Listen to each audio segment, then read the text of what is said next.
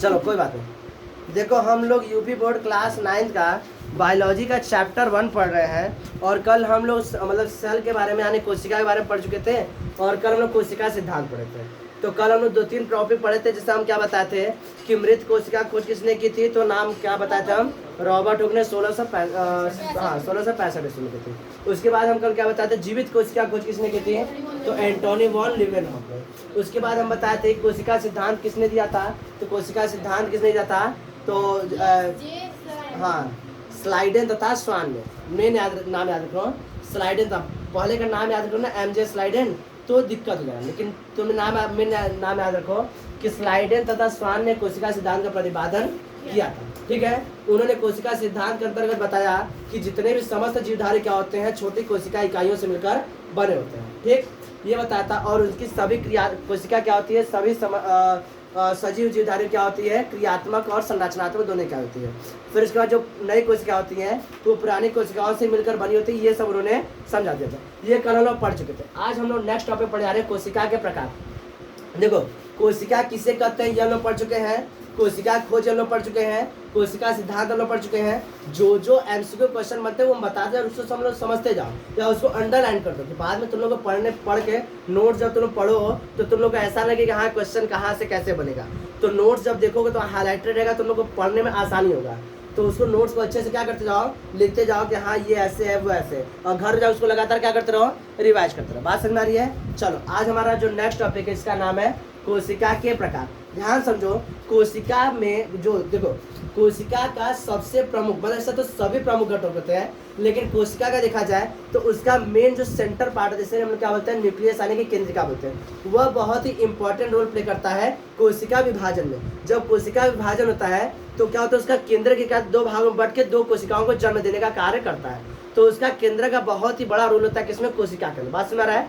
तो उसी केंद्र के आधार पर कोशिका दो प्रकार की होती है। बात समझ आया। क्या बताओगे कि किसी भी कोशिका के अंदर उसका केंद्र का जो रोल होता है, उसके केंद्र का जो भूमिका होती है वो बहुत ही इंपॉर्टेंट होती है। बात में आया कि जब कोशिका विभाजन होता है तो उसका केंद्र के दो भागों में बढ़ के करता है, दो नई कोशिकाओं को जन्म देने का कार्य करता है। ठीक, तो अब उनके केंद्र के आधार पर कोशिका कितने प्रकार की होती है, दो प्रकार के होते हैं। पहला बताओगे प्रोकैरियोटिक और दूसरा बताओगे यूकैरियोटिक। ठीक, पहला क्या बताओगे, प्रोकैरियोटिक, दूसरा क्या बताओगे, यूकैरियोटिक। पहले हम लोग प्रोकैरियोटिक कोशिका यानी प्रोकैरियोटिक सेल के बारे में पढ़ेंगे। देखो प्रोकैरियोटिक जो शब्द है ये हिंदी और अंग्रेजी दोनों के लिए समान है। ठीक, तो पहला पढ़ेंगे प्रोकैरियोटिक कोशिका यानी प्रोकैरियोटिक सेल। ठीक, इसके बारे में पढ़ना, ध्यान समझना इसके बारे में।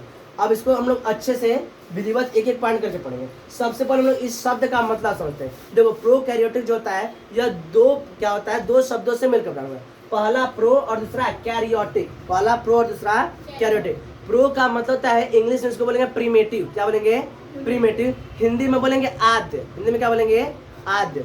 तुम लोग इतिहास पढ़ोगे, आद्य ऐतिहासिक काल मतलब कि पुराना वाला समय। आद्य ऐतिहासिक मतलब बात में इतिहास में लोग पढ़ाए थे, आद्य ऐतिहासिक काल होता है, ऐतिहासिक काल होता है और एकदम प्राक ऐतिहासिक। तो प्राक मतलब एकदम पुराना और आद्य मतलब कुछ कुछ पुराना और कुछ कुछ नया मतलब बीच में, न तो बहुत ज्यादा पुराना न तो बहुत ज्यादा नया। इसको क्या बोलते हैं, आद्य। क्या बोलते हैं, ठीक, अब समझा से। तो अब बोलेंगे आद्य ऐतिहासिक काल। अरे यार ऐतिहासिक काल होता है। तो प्रो का मतलब होता है आद्य। प्रो का मतलब आद्य, आद्य यानी कि पुराना। और पुराने में समझना एकदम पुराना, एकदम सन 87 का बदलता है, समझ रहा कि आदि काल का, पाषाण काल का आद्य। ये वाला आद्य नहीं, पुराना मतलब कि अभी नवीन हो, मतलब बहुत ज्यादा पुराना ना हो ना बहुत ज्यादा नया हो। ठीक, सिंपल समझ, जिसके बारे में हम लोग को ज्यादा जानकारी हमारे पास है वो किस में आ जाएगा, आद्य में आ जाएगा। ठीक, तो प्रो मतलब क्या समझेंगे, पुराना। और कैरियोटिक शब्द का मतलब होता है केंद्रक, यानी इंग्लिश में क्या बोलेंगे, न्यूक्लियस। तो कैरियोटिक शब्द का क्या मतलब होता है, न्यूक्लियस। ठीक, तो प्रो मतलब क्या होगा, प्रीमेटिव, और कैरियोटिक मतलब क्या हो गया, न्यूक्लियस। ठीक, तो क्या बोलेंगे, जो पुराना न्यूक्लियस होता है उस वही क्या कहलाता है, हमारा प्रोकैरियोटिक कहलाता है। क्या कहलाता है, प्रोकैरियोटिक। अब देखो ध्यान से, इस प्रकार, अब इसको एक पॉइंट समझना है। इस प्रकार यानी प्रोकैरियोटिक सेल, प्रोकैरियोटिक कोशिका में, प्रोकैरियोटिक कोशिका में केंद्रक पुराने होते हैं तथा अल्प विकसित होते हैं। कैसे होते हैं, अल्प विकसित, यानी वह पूरी तरह से मैच्योर नहीं होते हैं। कोशिका में जैसे तुम मैच्योर कब कहलाओगे, जब तुम्हारे सभी अंगों का सही से विकास रहेगा, तुम समझदार हो जाओगे, तब तुम क्या कहलाओगे, मेच्योर। जब तुम अपने जीवन की लगभग सभी चीजें समझ जाओगे, हाँ अच्छा क्या है खराब क्या है, लगभग सभी प्रकार के ज्ञान अर्जित कर लोगे, तब क्या कहलाओगे, मेच्योर। इसी तरह कोशिका जो होती है, यहाँ पर जो प्रोकैरियोटिक कोशिका होती है, इसका जो केंद्रक होता है, इसका क्या होता है, केंद्रक में केंद्रक पुराने होते हैं तथा अल्प विकसित होते हैं, यानी केंद्रक के सभी अंग अभी तक इसमें आए नहीं होते हैं, सभी अंग उपस्थित नहीं होते। बात सुना है, अल्प विकसित। से हम कहेंगे हम अल्प विकसित है, क्यों, क्योंकि हमारे बुद्धि का भी सही से विकास नहीं हुआ है। नवजात शिशु कहलाता है अल्प विकसित है, क्यों, क्योंकि उसके सभी अंगों का भी सही से विकास नहीं हुआ है। अब उसका हाथ सही नहीं काम करेगा, पैर से नहीं काम, जो मन करेगा उठा के बस खाना शुरू कर देगा, तो उनके बुद्धियों का सही से विकास नहीं हुआ है। तो अल्प विकसित का मतलब समझ में आया कि प्रोकैरियोटिक कोशिका में केंद्रक पुराने होते हैं तथा अल्प विकसित होते हैं। क्या होते हैं, अल्प विकसित होते हैं, पूरी तरह से विकसित नहीं होते। 100 में उठा दो, ठीक। अब अगला पॉइंट सुनो, अब अगला पॉइंट सुनो। देखो केंद्रक जो होता है, ये मान लें ये हमारा प्रोकैरियोटिक सेल है, इसका जो केंद्रक होता है, इसका क्या होता है, केंद्रक। इसके केंद्रक के चारों ओर, ये केंद्रक के चारों ओर मान ली केंद्रक है, क्या है, केंद्रक। तो केंद्रक के चारों क्या होती है, झिल्ली होती है, झिल्ली होती है ना। तो प्रोकैरियोटिक सेल में यह केंद्रक झिल्ली नहीं होती है, प्रोकैरियोटिक सेल में केंद्रक झिल्ली नहीं होती। पहला पॉइंट समझ में आया कि प्रोकैरियोटिक कोशिका में केंद्रक पुराने होते तथा अल्प विकसित होते हैं। कैसे होते हैं, अल्प विकसित होते हैं, पूरी तरह से मैच्योर नहीं होते हैं, ठीक। ये पहला पॉइंट सुना।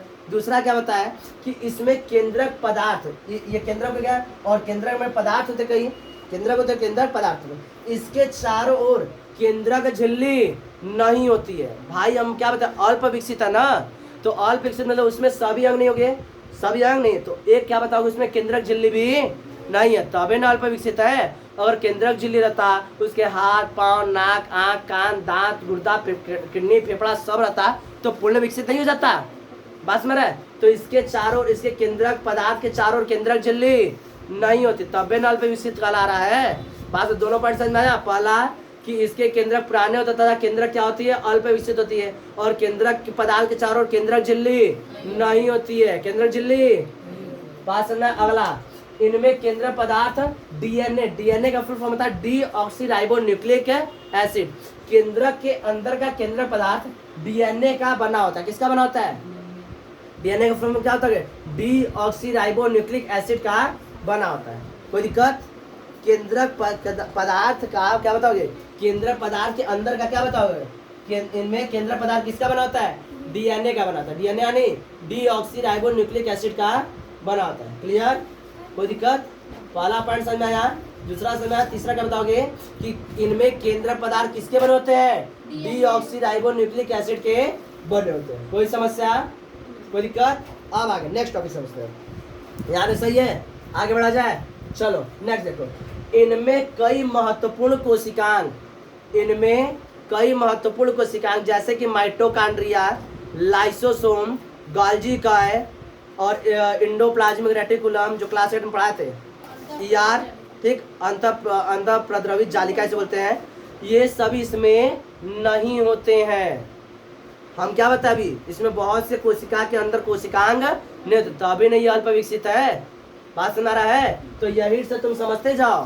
तो इसके अंदर जो बहुत ही महत्वपूर्ण कोशिकांग होते हैं, जैसे क्या बताओगे, माइटोकॉन्ड्रिया, गोल्गी का बॉडी, लाइसोसोम और इंडोप्लाज्मिक रेटिकुलम, ऐसे बहुत से महत्वपूर्ण कोशिकांग इसके अंदर नहीं होते हैं।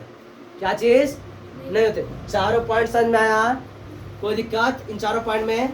इसलिए से क्या बोलते हैं, प्रोकैरियोटिक कोशिका यानी प्रोकैरियोटिक सेल कहते हैं, क्योंकि ये भाई क्या है, अभी नन्ना सा मुन्ना सा छोटा सा प्यारा सा कोशिका है, अल्प विकसित। कैसा है, अल्प। बात समझ, कोशिका क्या है, बच्चा रूप है, कोशिका का बच्चा रूप है। यही पूर्ण विकसित हो जाए तो क्या बन जाएगा, यूकैरियोटिक सेल। क्या बन जाएगा, बात सुन रहा है। तो अब ये छोटा सा नन्ना सा मुन्ना सा प्यारा सा बच्चा, जिसे क्या बोलेंगे हम लोग, प्रोकैरियोटिक कोशिका।